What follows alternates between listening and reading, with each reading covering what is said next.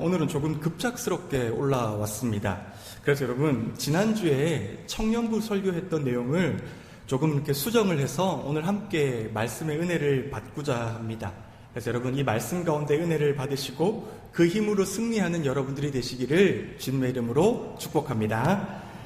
여러분, 저는요, 요즘 청년부에서 공동체라는 주제로 시리즈 설교를 진행하고 있습니다. 제가 청년사역을 하다 보니까 제게 상당히 이렇게 관심이 가는 주제들이 몇 가지가 있어요. 그런데 그 중에 하나가 뭐냐라고 물으신다면 저는 공동체라고 생각합니다. 제가 청년사역을 해보니까요, 질적으로도 양적으로도 성장하는 데 있어서 핵심은 공동체성에 있더라고요. 왜냐면요, 여러분, 당연히 저를 포함한 우리 모두는요, 자기중심적인 사고를 가지고 있습니다. 그러니까 태도나 정도의 차이는 있을지 모르겠지만 어쨌든 결국 사람이라고 하는 것은요, 나를 중심으로, 내가 살아온 것들을 중심으로, 내가 생각하는 것들을 중심으로 그러니까 타인을 보게 되어 있습니다. 이건 사실 교회에서도 마찬가지입니다. 우리가 신앙인이라고 하지만 어쨌든 우리도 그리스도 앞에서 1대1로 살아가는 존재이기 때문에 우린 모두 다 자기를 중심으로 타인을 보게 되어 있습니다. 그래서 한 사람의 신앙인이요, 나를 넘어서 너를, 그러니까 타인을 보게 되고 이 타인을 통해서 우리를 보게 된다라고 하는 것은, 공동체성이 향상된다라고 하는 것은 결국 신앙의 질이 높아진다라는 것과 똑같은 의미라고 저는 생각을 합니다. 그래서 이것에 동의하신다라고 한다면 공동체라고 하는 주제는 청년부에게만 중요한 주제는 아니라고 생각합니다. 영아부도 중요하고요, 유치부도 중요합니다. 초등부도 중요하고 중등부도 고등부도 장년부도, 우리 교회에 있는 모든 공동체들은 다 이러한 공동체에 있어서 중요한 주제이고 우리는 모두 다 이 공동체성을 위해서 노력해야 한다라고 저는 생각합니다. 그렇다면 여러분, 공동체라고 말하는데 과연 어떠한 공동체가 건강한 공동체인 것 같습니까? 정말 사실 많은 공동체가 있지 않습니까? 정말 많은 교회도 있고 많은 다른 사회 단체들도 있습니다. 교회나 단체 이 모든 것들을 포함해서 특히 교회를요, 어떠한 교회, 어떠한 공동체가 건강한 공동체라고 여러분들은 생각하십니까? 저에게 물으신다고 한다면, 그리고 오늘 본문을 기준으로 말씀드린다고 하면은 건강한 공동체라고 하는 것은요, 수직과 수평이 조화를 이루는 공동체가 건강한 공동체입니다. 그런데 제가 생각하기에 수직적인 것은 이미 여러분께서 잘 아실 거라고 생각합니다. 그래서 제가 오늘 여러분에게 말씀드린 것은 수직이 아니라 수평적인 것에 대해서 말씀을 드리고 싶습니다. 건강한 수평적인 것, 수평적인 관계, 이것을 어떻게 설명하면 좋을까 묵상하다가 생각난 본문이 바로 오늘 저와 여러분들이 읽은 이 본문입니다. 선한 사마리아인 이야기. 여러분, 사실 우리는 이 이야기를 너무도 잘 알고 있고 여러분 너무나 많이 들으셨잖아요. 그런데 일단 이 이야기를, 너무나 잘 아는 이야기를 시작하기 전에요, 이 이야기가 왜 시작되었는가를 아는 것이 훨씬 더 중요합니다. 왜냐하면 이 이야기는 사실 이 이야기보다는 시작이 훨씬 더 중요하기 때문입니다. 여러분, 이 이야기는요, 선한 사마리인 이야기는요, 어떤 율법교사가 예수님께 나아가서 영생을 묻는 질문으로 시작이 되었어요. 25절에 보면 율법교사는 불손한 의도를 가지고 예수님께 물어요. 예수님, 무엇을 해야 영원한 생명을 얻겠습니까? 그러자 예수님은 도리어 율법교사에게 반문을 하세요. 율법에는 무엇이라고 기록되어 있고 또 너는 그 율법을 어떻게 읽고 있느냐, 그러니까 너는 그 율법을 가지고 어떻게 생활하고 살아가고 있느냐라고 예수님은 율법교사에게 묻고 있는 것입니다. 율법교사의 대답입니다. 우리 화면을 보시면서 한번 같이 읽을까요? 같이 읽읍시다. 시작. 대답하여 이르되 내 마음을 다하여 목숨을 다하며 힘을 다하며 뜻을 다하여 주 너의 하나님을 사랑하고 또한 내 이웃을 내 자신같이 사랑하라 하였나이다. 여러분, 정확한 대답입니다. 영원한 생명을 얻는 것은 첫째, 하나님을 사랑하는 것, 둘째, 이웃을 내 몸처럼 사랑하는 것입니다. 여러분, 성경의 핵심도 사실 이거잖아요. 성경의 핵심 많은 것들을 줄이고 또 줄여서 결국 두 가지의 핵심적인 문단으로 나눠본다면 하나님 사랑, 이웃 사랑 아닙니까? 여러분, 근데 예수님께서 이 율법 교사의 대답이 맞다라고 동의해 주십니다. 그런데 이것을 가만히 한번 생각해 보면은 수직과 수평의 조화입니다. 수직적으로는 하나님을 사랑하는 것, 수평적으로는 이웃을 사랑하는 것.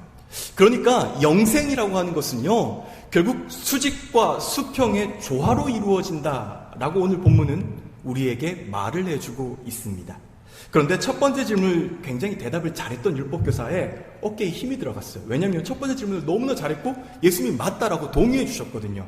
그래서 두 번째 질문을 합니다. 우리 성경을 보면서 29절을 한번 같이 읽으실까요? 29절입니다. 시작. 그 사람이 자기를 옳게 보이려고 예수께 여짜오되 그러면 내 이웃이 누구니이까?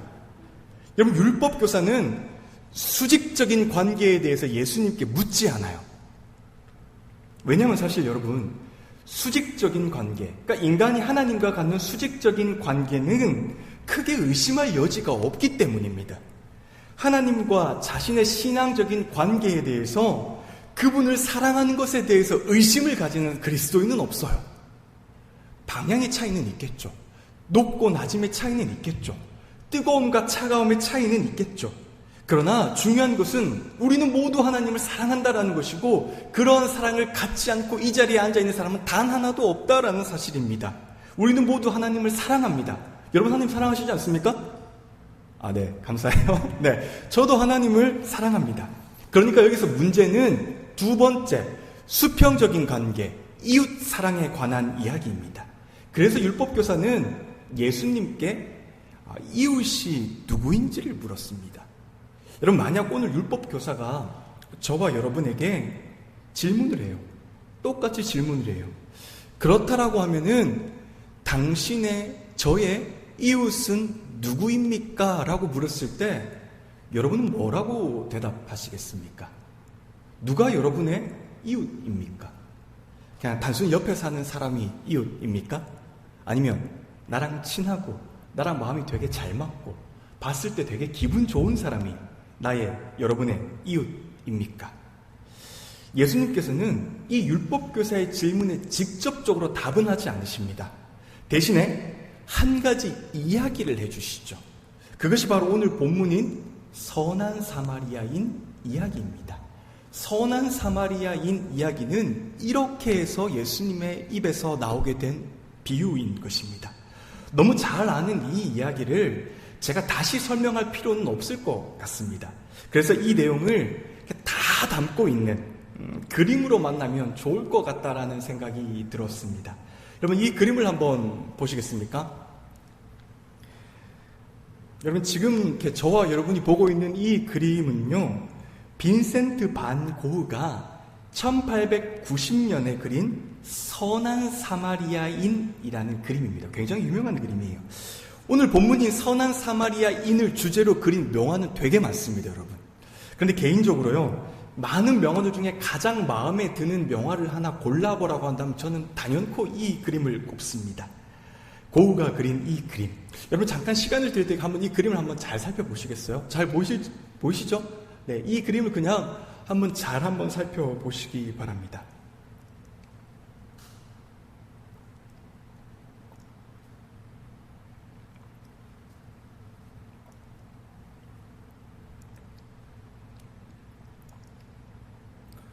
여러분, 그림에서 잘 보이신지 모르겠는데 왼쪽에 보면 작은 오솔길이 있습니다. 이 오솔길을 따라서 두 사람은 등을 돌린 채 지나가고 있습니다. 등을 돌린 채요. 가장 멀리 있는 사람, 그러니까 가장 위쪽에 있는 사람은요, 잘 아시다시피 제사장이고요. 조금 더 밑에 있는 사람은 레위인입니다. 둘 다 이렇게 사두개파에 속한 사람들이에요. 사두개파 사람들은 제의적인 정결이 가장 우선인 거예요. 내 몸을 깨끗하게 해야 돼요. 왜냐하면 예배를 드려야 되기 때문이에요. 그래서 강도 만난 사람을 지나쳤습니다. 가운데는 그 강도 만난 사람을 돕고 있는 사마리아 사람이 되게 크게 그려져 있습니다. 여러분, 인터넷에 쳐서 한번 찾아보시면 아시겠지만 유독 얼굴이 가장 뚜렷하게 그려져 있어요. 어떤 해설에 보니까 누가 너의 이웃이겠느냐라는 이 질문에 고흐도 대답을 해야 되지 않습니까? 그래서 고우가 이렇게 대답을 했다고 해요. 어떻게 대답했냐고 하면은 바로 사마리아 사람의 얼굴에 자신의 얼굴을 그려놓은 거예요. 그렇게 자신의 의지와 결단을 이 그림 한 장에 모두 다 담았다라는 해설을 읽어본 적이 있습니다. 여러분, 그런 고우의 의지와 결단을 잘 반영하듯이 사실 이 그림을 보면 되게 이렇게 아름답고 또 이렇게 좋은 분위기, 이렇게 그런 것들이 이렇게 몽실몽실 피어나는 것 같지 않습니까? 말도 힘있게 두 다리를 모으고 선한 사마리아 사람에 올리는 것을 받쳐주고 있습니다. 참 따뜻한 장면입니다. 그림에서야 따뜻한 장면을 느끼시고 그러한 감성을 느끼실지 모르겠지만 사실 이 이야기는 당시에는 굉장히 충격적인 이야기입니다. 왜냐하면 사실은요, 이 가운데 있는 두 사람은 절대로 이렇게 할 수 있는 사람들이 아니기 때문입니다. 이유는 이렇습니다. 우리 30절을 한번 같이 읽어볼까요? 본문 30절입니다. 같이 읽읍시다. 예수께서 이르시되 어떤 사람이 예루살렘에서 여리고로 내려가다가 강도를 만나매 강도들이 그 옷을 벗기고 때려 거의 죽은 것을 버리고 갔더라. 여러분, 성경은 이 사람이 어떤 사람인지 정확하게 설명은 하지 않아요. 그냥 이렇게 말을 하죠. 어떤 사람이. 그러나 방금 2000년 전에요, 예수님의 이 이야기를 들은 사람들은 다 알았을 거예요. 강도 만난 사람은 유대인이다. 왜냐하면 명절이 되면은 율법에 따라서 많은 유대인들이 예루살렘으로 올라갔습니다. 예루살렘에는 유대인들의 성전이 있었고요. 유대인들은 그런 이유로 항상 예루살렘으로 올라갔습니다.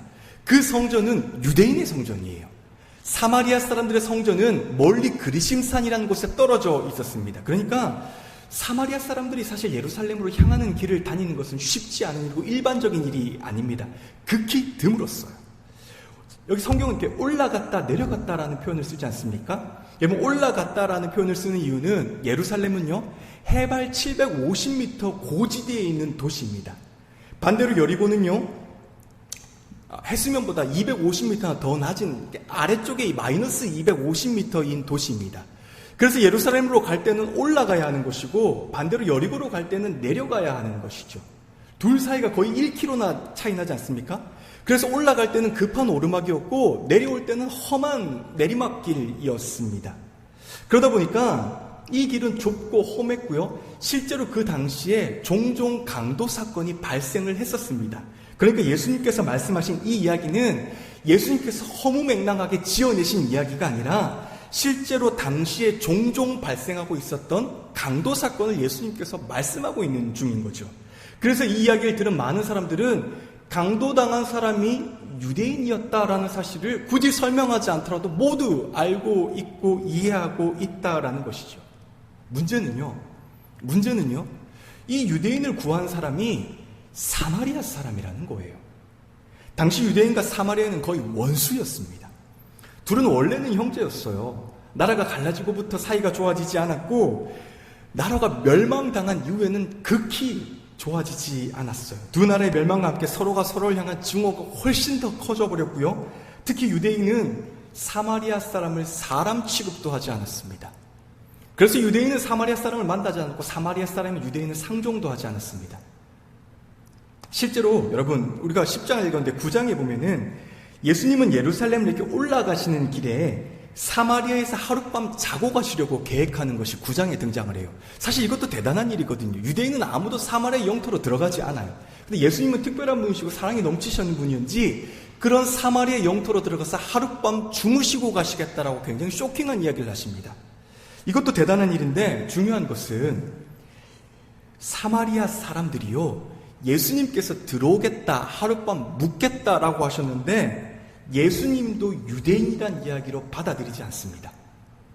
이를 본 제자들이 뭐라고 불평했냐면 하늘에서 불이 떨어져 그 동네를 다 태워버리라고 명령하면 어떻겠습니까? 라고 말할 정도였어요.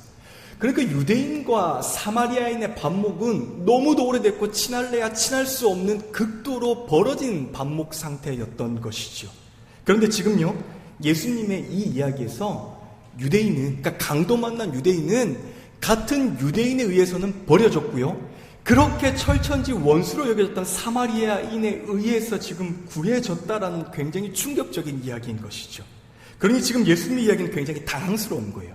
사실 일어날 수 없는 굉장히 이성적이지 않고 일반적이지 않는 충격적인 이야기라는 것이에요. 왜 예수님께서는 이런 충격적인 이야기를 이들에게 하셨을까요? 예수님께서 사마리아인을 등장시키시고 그 사마리아인이 원수 같던 유대인을 도와주었다라고 말한 것은 의도적인 것이에요. 그러니까 예수님은 이 비유를 통해서 단지 그리스도인이라고 한다면, 율법을 아는 사람이라고 한다면 어려운 사람, 공경에 처한 사람을 도와주어야 돼, 우리는 그런 도덕적인 삶을 살아야 해 라고 말하는 것을 그치지 않는다라는 거예요. 이웃사랑은 그냥 그렇게 힘든 이웃에게 한번 내가 가진 것을 주는 거야. 여행을 하고 있더라도 많은 사람들이 지나쳤을지라도 그냥 한번 그렇게 그 사람을 도와주는 거야 라고 말씀하시는 게 아니에요. 오히려 훨씬 더 깊은 이야기를 하고 계시는 것이죠. 더욱더 고차원적인 적대와 반감, 원수 같은 이야기를 하고 있는 것입니다. 지금 예수님은요, 이렇게 말씀하고 계신 거죠.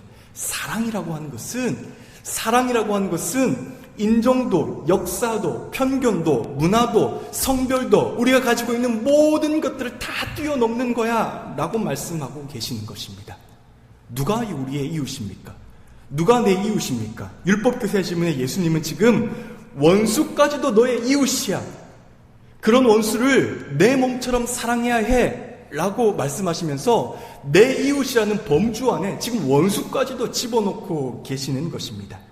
그리고 이 비유의 결말에 가서 예수님이 이렇게 명령하시면서 확실하게 못을 박아버리십니다. 37절에 뭐라고 말씀하십니까? 가서 너도 이와 같이 하라. 가서 너도 이와 같이 하라. 여러분, 만약 예수님께서 이 자리에 계셨다면 2020년을 사는 우리에게, 저와 여러분에게 오늘 이 자리에서 예수님께서 계셨다면 이렇게 말씀하지 않으셨을까요? 사랑하는 딸아, 사랑하는 아들아, 친한 사람만 너의 이웃이 아니란다. 너의 마음에 드는 사람만 너의 이웃이 아니란다. 너랑 잘 맞지 않는 형제도 자매도 옆에 있는 성도들도 이웃, 모든 사람들도 모두 다 너의 이웃이란다. 사마리아 사람이 그랬던 것처럼 너도 약하고 힘없고 친구가 없고 외로워 보이는 그 모든 사람들 너의 이웃으로 삼고 그렇게 그 사람들을 사랑해 주어라. 이 사랑에는 이유도 필요 없고 편견도 필요 없고 아무런 조건도 필요 없는 것이다.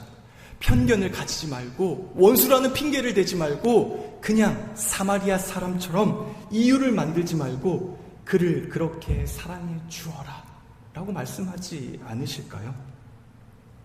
여러분, 그런데 이렇게 저도 당당하게 말은 했지만요, 이 사랑이 쉽다라고 누가 말할 수 있습니까? 말처럼 그냥 사랑해, 그래 사랑할 거야 라고 누가 우리가 이렇게 쉽게 장담할 수 있겠습니까? 여러분, 저도 당연히 연약한 사람인지라 미워하는 사람이 당연히 있습니다. 이렇게 말하니까 걱정되시죠? 여러분이실까봐? 걱정 안 되시는구나. 네, 여러분은 아닙니다. 안심하세요. 여러분, 학교를 제가 졸업하던 시절에요, 하나의 사건이 있었습니다. 이 사건으로 인해서 학교 전교생, 사실 전교생이라 해봤자 약 1000명이 조금 넘지 않는, 이게 크지 않은 학교잖아요. 근데 이 1000명이 넘지 않는 사람들이 두 개의 파로 갈려서 싸우기 시작했습니다. 서로 비난하고 서로 헐뜯고 서로가 서로를 욕했던 것 같습니다. 3년이면 졸업이거든요. 2년이라는 시간 동안 되게 행복하게 지냈습니다. 서로 다른 환경, 서로 다른 모습, 서로 다른 삶의 자리에서 만났지만 우리는 모두 다 한 길을 걷는다라는 공동체라는 마음으로 되게 행복했었습니다. 그런데 그 싸움 하나로 행복했던 공동체는 산산조각 났습니다. 분명 서로는 명분을 가지고 있었어요. 서로의 명분은 서로가 맞다라고 생각했습니다. 그런데 그 맞다라고 생각하는 그 명분으로 우리는 상대를 공격하기 시작했어요. 왜냐하면 우리의 명분은 맞는 것이니까. 너희들의 명분은 틀린 게 되는 거거든요. 우리가 맞고 너희는 틀렸어 라고 해서 서로가 서로를 비난하고 헐뜯고 욕하기 시작했습니다. 마치 유대인과 사마리아 사람처럼 말입니다. 그래서 여러분, 우리는 마지막까지 화해하지 못하고 찢어진 모습으로 졸업했습니다. 그러다 보니까 저도 마음에 미운 사람이 생기더라고요. 솔직하게 미운 정도가 아니라 원수 같은 사람이 생기고 말았습니다. 그런데 여러분, 사람을 미워해 보신 분들은 아시겠지만, 물론 여러분은 굉장히 이렇게 선하고 착하셔서 사람을 미워하지 않으실 거예요. 그런데 사람을 미워해 보신 분은 아시겠지만, 사실 내가 아무리 그 사람을 미워한다라고 해서 그 사람의 형편이나 처지가 바뀌지 않습니다. 내가 아무리 그 사람을 미워한다고 해서 미움으로 그 근본적인 일이 해결되는 것도 아닙니다. 미워하는 마음의 결과는 오롯이 내가 다 감당하는 거예요. 미움이 분노로, 분노가 원망으로, 그렇게 원망이 쌓이고 또 쌓여서 그리고 그 모든 것들을 비난해봤자 남는 것은요, 아무것도 없더라고요. 마음만 황폐해지더라고요. 그리고 이 모든 것들이 저에게 돌아오더라고요. 그래서 예수님은 2000년 전이나 지금이나 저나 여러분에게 이렇게 말씀하지 않으실까요? 원수까지도 너의 이웃이야. 그런 사람도 너의 몸처럼 사랑해야 해. 여러분, 왜 예수님은 원수까지도 사랑하라고 하셨을까요? 그것이 얼마나 힘든지 예수님은 모르셨을까요? 저는 아신다라고 생각합니다. 예수님은 그러니까 나랑 마음이 다른 사람도 사랑하는 거 힘들고 심지어 원수를 사랑하는 게 얼마나 힘든 것인지 그분은 아셨을 거라고 생각해요. 그런데 제가요, 정말 누군가를 미워해 보니까요, 7년을 미워했거든요. 그렇게 미워해 보니까 그러니까 나중에 조금 알겠더라고요. 나중에 조금 깨닫겠더라고요. 무엇을 깨달았냐고 물으신다면 어쩌면요. 그러니까 원수를 사랑하라고 하는 것은, 원수까지도 사랑하라고 하는 것은 결국 원수를 위한 게 아니라 나를 위한 것이라는 생각이 들었습니다. 정말 누군가를 미친 듯이 미워해봤자 결국 돌아오는 것은 내 마음의 황폐함 뿐이더라고요. 누군가를 정말 미워하고 또 미워하고 또 미워해봤자 결국 돌아오는 것은 내 마음의 아픔뿐이더라고요. 그래서 성경은 원수까지도 사랑하는 이 이웃의 사랑이 영생과 관련이 있다라고 말하는 것은 아닐까요? 사도 요한은 이것을 이렇게 설명합니다. 여러분은 마스크를 쓰고 계시니까 제가 요한일서 3장 14에서 16절을 세 번역으로 한번 읽어드리겠습니다. 눈으로 따라오시면 됩니다. 우리가 이미 죽음에서 생명으로 옮겨갔다는 것을 우리는 압니다. 이것을 아는 것은 우리가 형제 자매를 사랑하기 때문입니다. 사랑하지 않는 사람은 죽음에 머물러 있습니다. 자기 형제 자매를 미워하는 사람은 누구나 살인하는 사람입니다. 살인하는 사람은 누구나 그 속에 영원한 생명이 머물러 있지 않다는 것을 여러분은 압니다. 그리스도께서 우리를 위하여 자기 목숨을 버리셨습니다. 이것은 우리가 사랑을 알게 되었습니다. 그러므로 우리도 형제 자매를 위하여 목숨을 버리는 것이 마땅합니다. 여러분, 당신이 영원한 생명을 소유했다는 것을 어떻게 알 수 있습니까? 여러분의 마음 가운데 내가 영원한 생명을 가지고 있다는 것을 어떻게 알 수 있습니까? 요한은 뭐라고 말합니까? 당신의 마음 가운데 이웃사랑이 있는지 아닌지 이것을 보면 알 수 있다라고 말을 합니다. 여러분이 당신이 이웃을 어떻게 사랑하고 어떻게 대하는지를 보면 당신 마음에 영생이 있는지 아닌지를 알 수 있다라고 사도 요한은 지금 우리에게 말을 해주고 있습니다. 왜냐하면 예수님께서 2000년 전에 저와 여러분을 사랑해서 십자가를 택하셨잖아요. 그리고 그 사랑을 이미 우리는 받고 믿고 보고 있잖아요. 그리고 소유하고 있잖아요. 그래서 요한은 뭐라고 말하냐면은 형제를 미워하는 사람은 살인하는 사람이다라고까지 말을 합니다. 형제 자매를 위해서 우리가 목숨을 버리는 것이 너무도 마땅해 라고 말을 하고 있는 것이지요. 이 얼마나 깊은 사랑이고 넓은 사랑입니까? 그래서 이웃사랑은요, 단순히 도덕적인 것이 아니라 영생과 관련 있는 사랑이라고 오늘 본문은 우리에게 말해주고 있는 것입니다. 그런 의미에서 여러분에게 묻고 싶습니다. 여러분은요, 이웃을 사랑함으로써 영생을 소유하고 살아가십니까? 아니면 여전히 내가 중심이고 나만 사랑하고 계십니까? 몇 년 전에 신문에서 읽은 내용입니다. 아프리카에 갔던 한 인류학자가요, 부족의 아이들을 모아놓고 오랜만에 게임을 진행했다라고 해요. 멀리 떨어진 나무에다가 큰 사탕 바구니를 하나 달아놓고, 아프리카에서 굉장히 보기 드문 굉장한 상품이죠.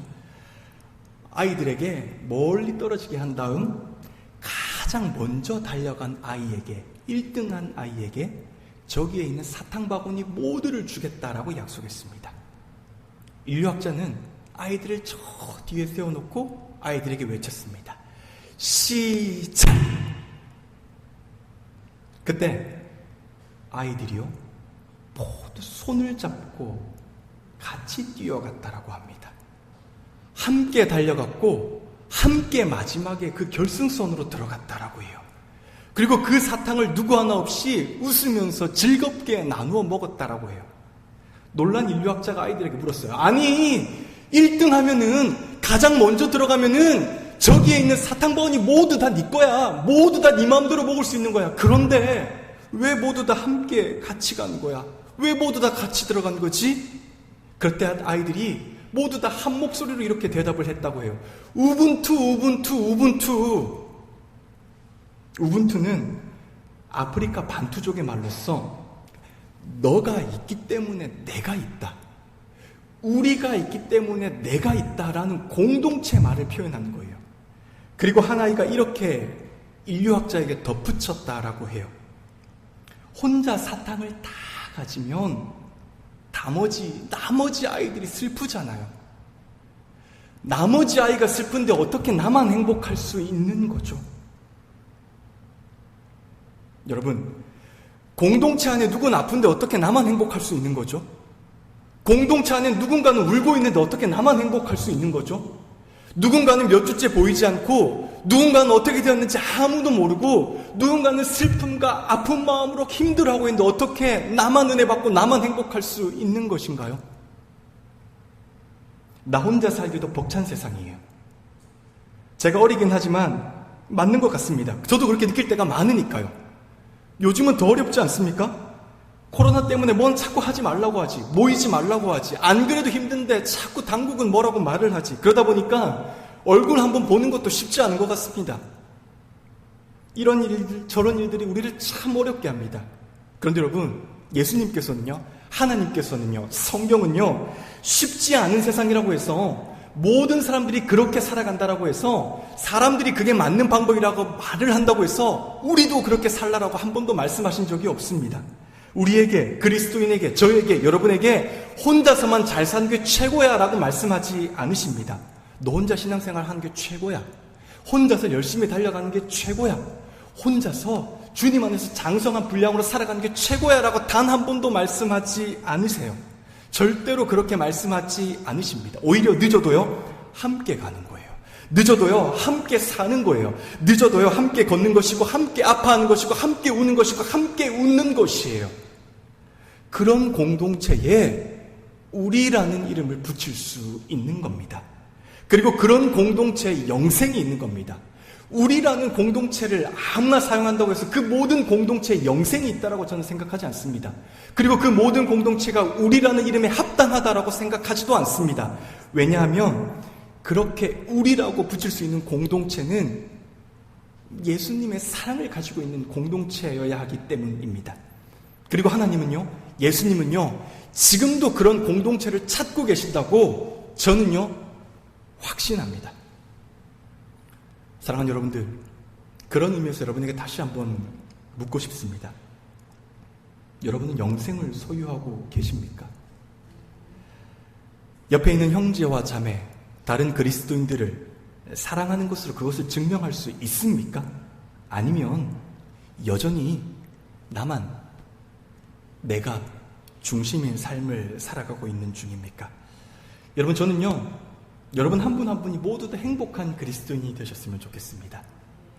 그런데 그렇게 행복한 마음으로 옆에 있는 사람도 돌아보셨으면 좋겠습니다. 내가 있어 너도 있고, 그래서 우리가 함께하는 공동체가 되셨으면 좋겠어요. 내가 있기 때문에 너도 있고, 그래서 우리 용전교회가 되는 공동체가 되었으면 좋겠습니다. 그래서 사랑하는 성도님들, 혹시라도요, 잘 보이다가 잘 보이지 않는 성도님들이 계신다라고 한다면 오늘 사랑으로 한번 안부를 묻는 것은 어떨까요? 눈에 보이진 않지만 당신을 위해서 기도하고 있다고. 이 자리에서 우리가 언젠가 코로나를 다 끝나고 함께 만날 때 그렇게 다시 기쁨으로 침 튀기면서 이야기하는 그날을 나는 기대하고 있다고. 그 모든 그림 가운데는 나도 있지만 너도 있다라고. 그렇게 사랑하고 축복한다고 전화로, 문자로 한번 안부를 표현하고 사랑하는 마음을 표현해 보는 것은 어떨까요? 우분투 당신이 되기를 주님의 이름으로 축복합니다. 우분투 그리스도인이 되기를 주님의 이름으로 축복합니다. 기도하겠습니다.